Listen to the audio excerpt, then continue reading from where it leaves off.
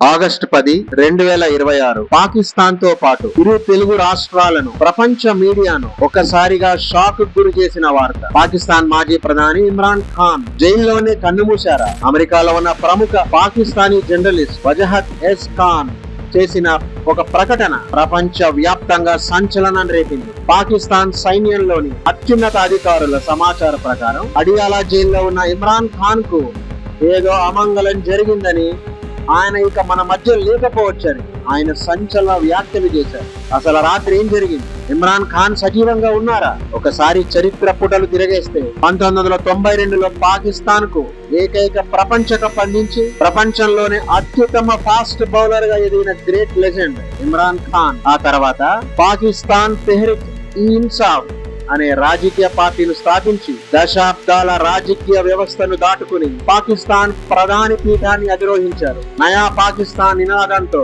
కోట్లాది మంది యువతను తన వైపు తిప్పుకున్న నాయకుడు ఆయన. కానీ సైన్యంతో విభేదాలు, 2023లో అధికారం కోల్పోవడంతో ఆయనపై వందలాది కేసులు పెట్టి రావుల్పిండిలోని భయంకరమైన అడియాలా జైల్లో ఆయనను బంధించారు. గత కొద్ది నెలలుగా కుటుంబ సభ్యులకు కానీ, సొంత వైద్యులకు కానీ ఆయనను కలిసే అవకాశం ఇవ్వలేదు. 73 ఏళ్ల వయసున్న ఇమ్రాన్ ఖాన్ ఆరోగ్యం విషమించిందని, కంటి చూపు కూడా మందగించిందని ప్రచారం సాగింది. దీని వెనుక Pakistan army general chief Asim Munir హస్తముందనే ఆరోపణలు వెల్లువెత్తాయి. ఇమ్రాన్ ఖాన్ బయటకు వస్తే తన ఉనికికే ప్రమాదమని సైన్యం భావించిందా? ఇక్కడ అమెరికా ప్రవేశించింది. ఇమ్రాన్ ఖాన్ స్వతంత్ర విదేశాంగ విధానం, రష్యా చైనాలతో సాన్నిహిత్యం అమెరికాకు అస్సలు నచ్చలేదు. ప్రసిద్ధ సైఫర్ కేస్ ద్వారా ఇమ్రాన్ ను అధికారం నుంచి దించేయాలని అమెరికా భావించినప్పుడు అసీం మున్నీర్ వారి ప్రధాన పావుగా మారారు. అమెరికా ఆశీస్సులతో పాకిస్తాన్ లోపల తిరుగుబాటు వాతావరణం సృష్టించి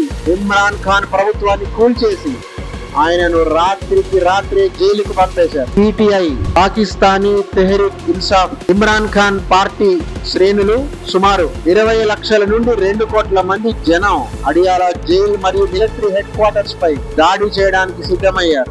పరిస్థితులు చేదాటిపోతుందని గ్రహించిన పాకిస్తాన్ సైన్యం నెలలు తరబడి ఉన్న మౌనాన్ని వీడి ఇమ్రాన్ ఖాన్ సజీవంగానే ఉన్నారు, ఈ వార్తలు తప్పుదోవ పట్టించేవని అధికారికంగా క్లారిటీ ఇవ్వాల్సి వచ్చింది. తాము చేసిన ఒత్తిడి వల్లే సైన్యం ఆయన బతికే ఉన్నాడని చెప్పాల్సి వచ్చిందని ఆ జర్నలిస్ట్ మరలా స్పష్టం చేశారు. ప్రస్తుతం అడియాలా జైల్లో ఉన్న సైన్యం భారీగా మోహరించింది. ఇమ్రాన్ ఖాన్ సజీవంగా ఉన్నారని చెప్పిన ఆయన హెల్త్ కండిషన్ ఎలా ఉంది, ఆయనకు సరైన వైద్యం అందుతుందా అనే ప్రశ్నలు ఇంకా సజీవంగానే ఉన్నాయి. పాకిస్తాన్ లో ప్రజాస్వామ్యం కనుమరుగై మిలిటరీ రాజ్యాంగం నడుస్తోందని ఈ ఘటనే ఒక ఉదాహరణ. జైలు గోడల మధ్య ఉన్న ఇమ్రాన్ ఖాన్ మళ్ళీ బయటకు వస్తారా, లేక పాకిస్తాన్ రాజకీయాల్లో మరో ముగింపు రాబోతుందా?